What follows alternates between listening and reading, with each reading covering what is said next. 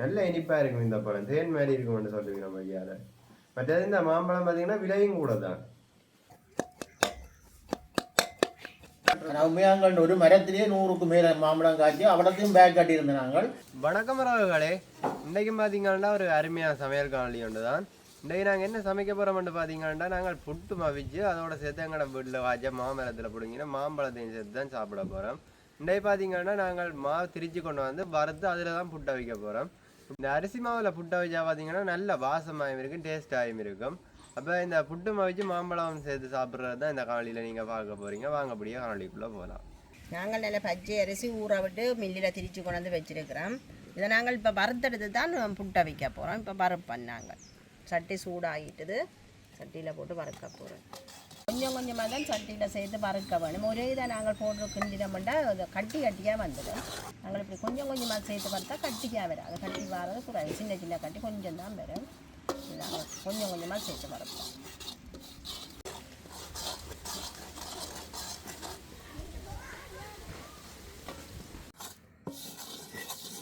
இது வறுபடைக்கே நல்ல வாசமாக இருக்குதும்மா.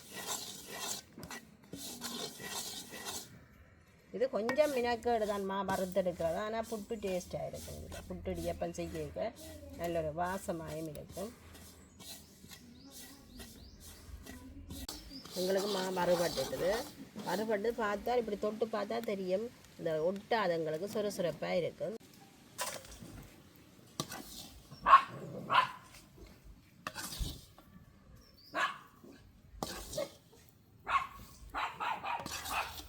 அப்படியே நாங்கள் இந்த மாவையும் வறுக்கிறோம். உங்களுக்கு 2வது தரம் போட்ட மாவும் வறுபட்டுருக்குது. இதையும் முறாக்கி எடுப்போம்.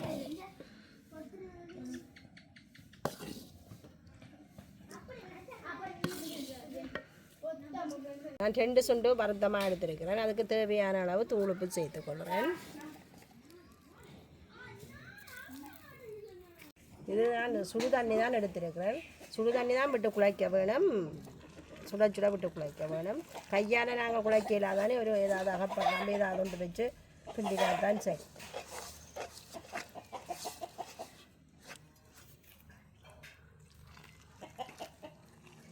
வருத்தமாக எனக்கு நிறைய தண்ணி விட்டு தான் நாங்கள் குழைக்கிறோம். தண்ணி இழக்குமா.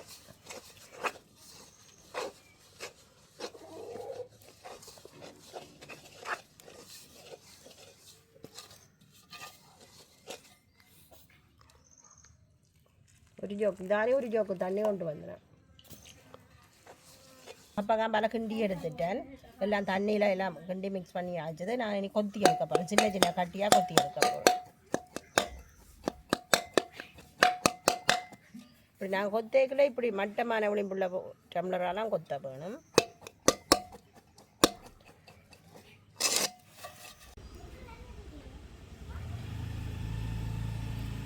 நாங்கள் புட்டு வந்து எங்களை விருப்பமான சைஸில் இந்த புட்டு கட்டிகளை கொத்திக்கொள்ளலாம். சில பேருக்கு கொஞ்சம் தூள் புட்டு விருப்பம், சில பேருக்கு கொஞ்சம் கட்டி புட்டு விருப்பம். அப்போ உங்களோட விருப்பத்துக்கு ஏற்ற மாதிரி நீங்கள் இதை செய்து கொள்ளலாம். நான் 2 சுண்டு மாவுக்கு பாதி தேங்காய் திருவி எடுத்து நான் அதை நான் சேர்த்து கொள்வேன். சேர்த்து எல்லாத்தையும் கலந்து விடுவோம்.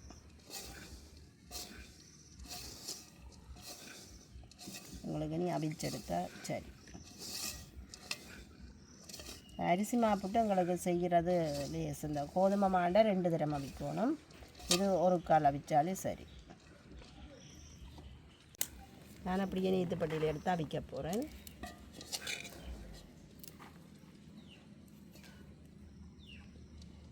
தண்ணி கொதிச்சு கொண்டிருக்குது, வச்சுட்டு மூடியால் மூடினா சரி.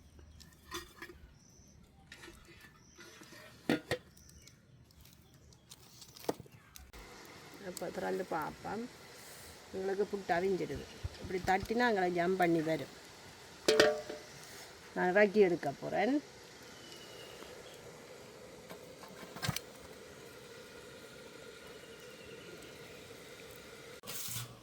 நாங்கள் வந்து இரவு சாப்பாட்டுக்கு புட்டு தான் ரெடி பண்ணியிருக்கிறோம். அதோடு நாங்கள் மாம்பழத்தையும் எடுத்துருக்கிறோம். மாம்பழம் தான் புட்டோடு சேர்த்து சாப்பிட்றதுக்காக 2 மாம்பழம் எடுத்துருக்கிறோம்.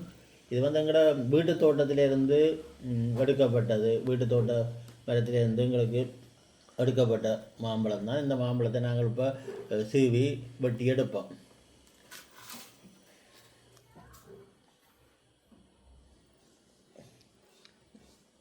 இது டொம்பேசி மாம்பழம் வந்து இது கனகாலத்துக்கு பழுத்தாலும் அப்படியே இருக்கும், ஒரு கடைசி ஒரு மாதம் வந்தாலும் இருக்கும்னு சொல்லி நல்லபடியாக பதப்படுத்தி வச்சா வந்து அது கனகாலத்துக்கு இருக்கும். இந்த மாம்பழம் பழுதுபடாமலே இருக்கும். நல்ல டேஸ்ட்டு, நிறைய சதயம் உள்ள ஒரு மாம்பழம். இது கருத்த குழம்பான் மாதிரி, இப்போ யாழ்ப்பாணத்துக்கு கருத்த குழம்பான் மாதிரி இது டொம்பேசி ஒரு நல்ல பழம். நல்ல இனிப்பாக இருக்கும் இந்த பழம், தேன் மாதிரி இருக்கும்னு சொல்லுவீங்க நம்ம ஐயாவில். மற்றது இந்த மாம்பழம் பார்த்தீங்கன்னா விலையும் கூட தான், இங்கே கிலோ 700 ரூபா அப்படி போகுது இந்த பழம். நசிகையில் தானே பழம், நல்ல கடினமாக இருக்கிறோடைய சீவை நல்லா இருக்குது பழம். சரி, ஒன்று சீவி எடுத்துட்டோம்.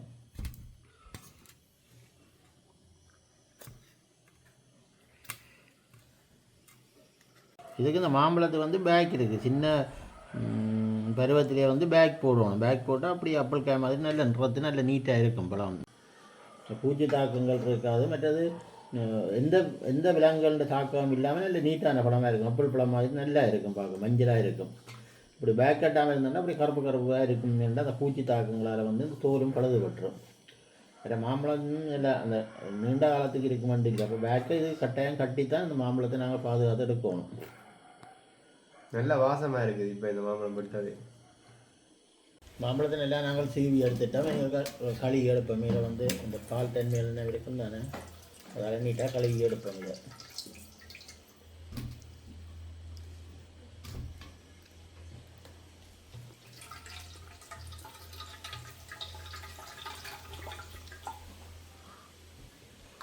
இனி கட் பண்ணி எடுப்போம். இருக்கா சின்ன சின்ன புள்ளெல்லாம் வெட்டி எடுப்போம். புட்டு சாப்பிட மாதிரி வெட்டி எடுப்போம்.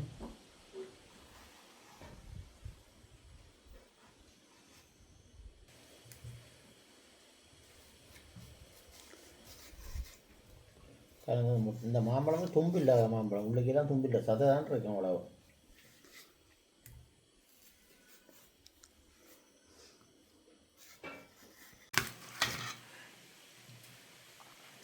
நல்லா பழத்துட்டு இந்த மாம்பழம்.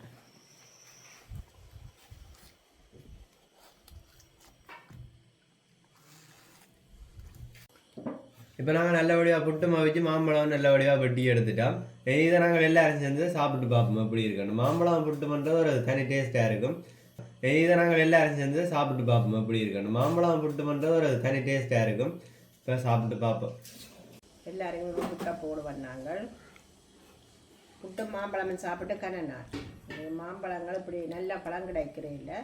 இப்போ எங்களை மரத்தில் அப்படிங்கிறபடியாக அது நல்ல பழம். இப்போ புட்டு மாவிச்சு சாப்பிடுவோம் சொல்லிட்டு ஒழிக்கிட்டு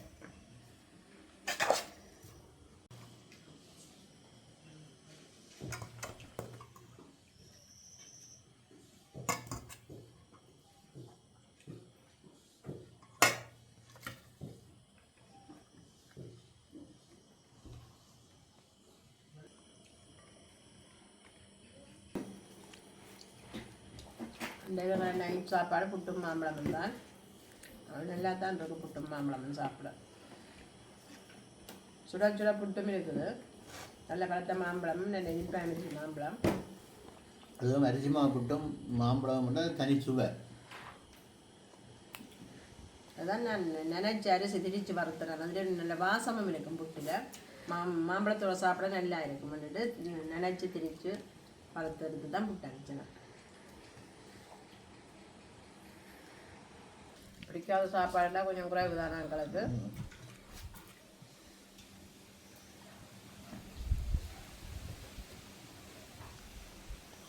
இந்த மாம்பழம் பார்த்தீங்கன்னா எங்களோட தோட்டத்திலேருந்து தான் பிடுங்கி எடுத்துனாங்க. அதோட பார்த்தீங்கன்னா என்னென்னா இது குரங்கிட்டேருந்து கஷ்டப்பட்டு காப்பாற்றி எடுத்துனாங்க. பேக்கெல்லாம் கட்டி நிறைய மாங்காய் ஆகியிருந்தது, அதில் நிறைய தான் பிடுங்கிட்டு போயிட்டுது. ஒரு பேக்கில் கட்டியிருந்தது தான் எங்களுக்கு மிஞ்சி வந்த மாம்பழம். குரங்கு மிஸ் பண்ண விட்டுடுது பேக்கில், அது எங்களுக்கு சாதாரணமாக போயிட்டுது. அதை கண்டுபிடிச்சிருந்துச்சுன்னா சரி, அது என்ன மாம்பழம் இல்லை.